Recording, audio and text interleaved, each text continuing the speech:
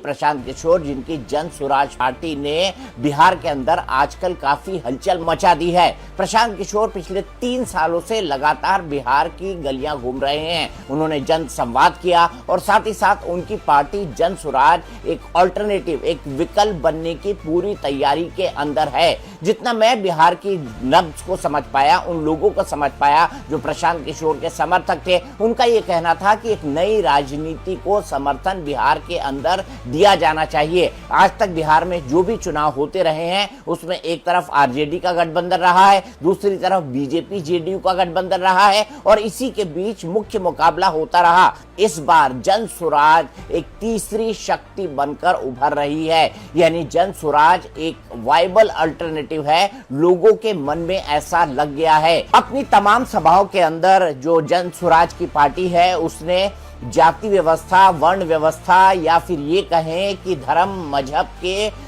ऊपर वोट करने के लिए कहा है। इसलिए प्रशांत किशोर इस तरह की बातें कर रहे हैं। उनका मानना है कि धर्म के नाम पर ध्रुवीकरण या जाति के नाम पर ध्रुवीकरण ये बहुत पुराना हो चुका है। इसीलिए वो जो राजनीति कर रहे हैं बिहार के अंदर, वो शिक्षा को लेकर कर रहे हैं, वो स्वास्थ्य को लेकर कर रहे हैं, वो बेरोजगारी को लेकर कर रहे हैं। और उन्होंने अपने जन संवाद के दौरान पिछले 3 सालों में इन्हीं मुद्दे को उठाया है। वो ये दावा कर चुके हैं कि नीतीश कुमार इन चुनाव के बाद मुख्यमंत्री नहीं रह पाएंगे। वो ये लिख के दे चुके हैं कि उनकी पार्टी यानी जन स्वराज जो है या तो अर्श पर रहेगी या फर्श पर, या तो उसे 10 से कम सीटें मिलेंगी या फिर वो अपनी मेजोरिटी के साथ सरकार बनाएगी। तो प्रशांत किशोर ऐसी कई बातें कर चुके हैं। प्रशांत किशोर है वो इससे एक कदम आगे जाकर बात कर रहे हैं। वो कह रहे हैं कि भ्रष्ट नेताओं की सूची बनाई जाएगी और उन तमाम भ्रष्ट नेताओं से जो भ्रष्टाचार का पैसा उन्होंने अपने पेट में डकारा है वो वसूला भी जाएगा। तो इन परिस्थितियों को देखने के बाद